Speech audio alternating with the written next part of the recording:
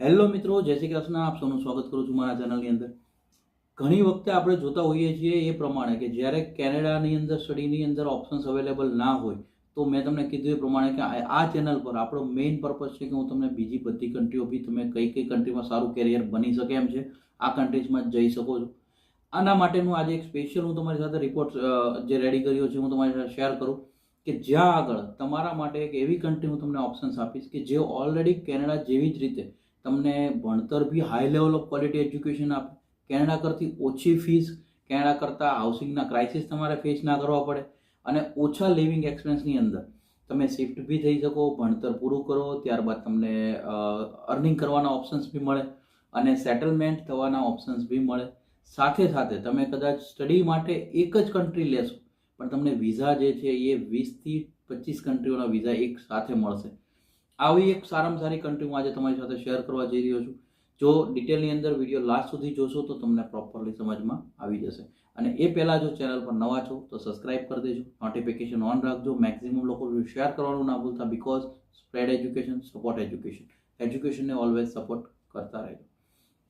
તો કે આજે આપણે જે કન્ટ્રીની વાત કરવા જઈ રહ્યા છીએ એ એવી એક કન્ટ્રી છે કે જેનું કદાચ એજ્યુકેશન લેવલ છે એ કેનેડા કરતાં બી હાઈ છે, યુકે કરતાં બી સારી સારી યુનિવર્સિટીઝ અવેલેબલ છે, અધર કન્ટ્રીઓ કરતાં બી સારી યુનિવર્સિટી અહીંયા આગળ અવેલેબલ હોય છે. સ્ટડી કર્યા બાદ સ્ટડીની દરમિયાન ડ્યુરિંગ સ્ટડી તમને 20 અવર્સ પર વીક કામ કરવાના અધિકારો મળે. 20થી 27 કન્ટ્રીઓ એવી હોય કે જ્યાં તમે આના વિઝા પર ટ્રાવેલ કરી શકો. ઓછી ફીસની અંદર બી ઈએમઆઈના ઓપ્શન્સ, ક્વોલિટી હાઈ એજ્યુકેશન્સ, પ્લેસમેન્ટ્સના ઓપ્શન્સ, આ બધી ઓપ્શન્સ તમને મળી રહેતા હોય. અને આ કન્ટ્રીનું હું તમને જો નામ કહું તો આ કન્ટ્રી છે ફ્રાન્સ. ફ્રાન્સની અંદર ઇન્ટરનેશનલ એજ્યુકેશનને ફોકસ કરી અને ઇન્ટરનેશનલ સ્ટુડન્ટને એટ્રેક્ટ કરવા માટે નવી નવી પોલિસીઓ ઘણા ટાઈમથી લોન્ચ કરતા રહ્યા છે એ લોકો. જેની અંદર હું તમને આજે વાત કરું કે જો તમારે ફ્રાન્સ કેમ જવું જોઈએ, કોને જવું જોઈએ. તો કે કદાચ તમે જો આઈટી ફિલ્ડથી છો, મેનેજમેન્ટ ફિલ્ડથી છો, હોસ્પિટાલિટી ફિલ્ડથી છો, આ કોઈ ફિલ્ડમાં તમારા જો ઇન્ટરેસ્ટ છે, બિઝનેસ મેનેજમેન્ટ છે, સપ્લાય ચેઇન મેનેજમેન્ટ છે, લોજિસ્ટિક સેક્ટર છે, અથવા તમે કોઈ આર્ટ રિગાર્ડિંગ કોર્સિસ છો તો આ માટેનું હબ ગણાય છે અને એને કહેવાય છે ફ્રાન્સ. તો ફ્રાન્સના તમને આગળ બધા બેનિફિટ્સ મળી શકે છે. જ્યાં આગળ હું તમને બેનિફિટ્સ હું તમને કહું, પહેલી ક્વોલિટી એજ્યુકેશન. ફ્રાન્સની અમુક જો હું તમને યુનિવર્સિટીઝ જે કહું, શોનબોર્ન યુનિવર્સિટીઝ છે, સાયન્સ પ્રો છે, આ બધી યુનિવર્સિટી એવી હાઈ લેવલ એજ્યુકેશન આપે છે કે જેના વર્લ્ડ વાઇઝ રેન્કિંગ બહુ હાઈ હોય છે. બીજું કહું, અફોર્ડેબલ ટ્યુશન ફી. ફ્રાન્સની અંદર અમુક બી સ્કૂલથી લઈને કોલેજ, યુનિવર્સિટીના કોન્સેપ્ટ હોય છે જ્યાં તમને ઈએમઆઈ ઓપ્શન્સ જેવી સુવિધાઓ હોય કે 3 મહિનાની તમે ફીસ 3 મહિનાની ભરી શકો છો. એક સાથે બધી ફીસ વિઝા પહેલાં ભરવી ના પડે તમારે. હાફ ફીસની અંદર અથવા સિક્યોરિટી ડિપોઝિટ, જેમ કે કેનેડામાં તમે જુઓ તો પૂરી ફીસ પહેલાં ભરી દેવી પડે વિઝા પહેલાં. ફ્રાન્સની અંદર વાત કરો તો તમારે પૂરી ફીસ ના ભરવી પડે. એટલીસ્ટ એની સિક્યોરિટી ડિપોઝિટ જે છે એ 2000 યુરો છે. એટલે લગભગ તમે ગણતરી કરો 1 લાખ 1.5 લાખ રૂપિયાની તમે ફીસ ભરી અને તમે એના ઉપર બી વિઝા એપ્લાય કરી શકો છો. વિઝા રેશિયો તમારે રિજેક્ટ થવાનો બહુ ચાન્સ ઓછો અને વિઝા રેશિયો સારા છે એટલે આ કન્ટ્રીના વિઝા મળવાના સારા ચાન્સ. સૌથી સારો બેનિફિટ જો તમને ફ્રાન્સના વિઝા મળે છે તો 20થી 25 જે સેંગેન યુનિયન કહેવાય છે એની અંડરમાં આવતી જે કન્ટ્રીઓ છે જેની અંદર તમે એ વિઝા પર જ ટ્રાવેલ કરી શકો છો. તમારે કોઈ રિસ્ટ્રિક્શન્સ નથી હોતું. વીકલી તમને 20 કલાકનો કામ કરવાનો અધિકાર મળે છે.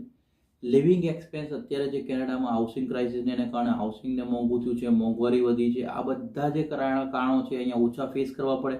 પ્લસ ઓછું તમારે લિવિંગ એક્સપેન્સ થવાને કારણે તમારી બચત વધી શકે. પ્લસ આની સાથે તમારું જો ભણતર પૂરું થાય તો ત્યારબાદ સ્ટે બેકના ઓપ્શન્સ હોય છે જે ફ્રાન્સની એજ્યુકેશન નવી પોલિસી છે એ પ્રમાણે. તો આનો બી તમે બેનિફિટ્સ લઈ શકો. કન્ટ્રીઝની અંદર પીઆરની સિસ્ટમ નથી હોતી. આ બધી કન્ટ્રીઝની યુરોપિયન કન્ટ્રીઝમાં કેવું હોય કે બ્લુ કાર્ડ સિસ્ટમ્સ હોય છે તો તમને એના બેનિફિટ્સ મળે કે 4 યર્સ સ્ટે બેક છે, 6 વર્ષનો સ્ટે બેક છે. આ બાદ તમે આના માટે એલિજિબલ થતા હો અને સેટલ થઈ શકો છો. સેંગેન કન્ટ્રીમાં આવતું હોવાને કારણે ફાયદો એ મળે કે પ્લેસમેન્ટ્સની અંદર માનો કે ફ્રાન્સ સ્ટડી કર્યું છે, કોલેજ પ્લેસમેન્ટમાં તમને ગ્રીસ મળી શકે, ઇટલી મળી શકે. તો આ બધા કન્ટ્રી એક્સપ્લોર તમે કરી શકો છો.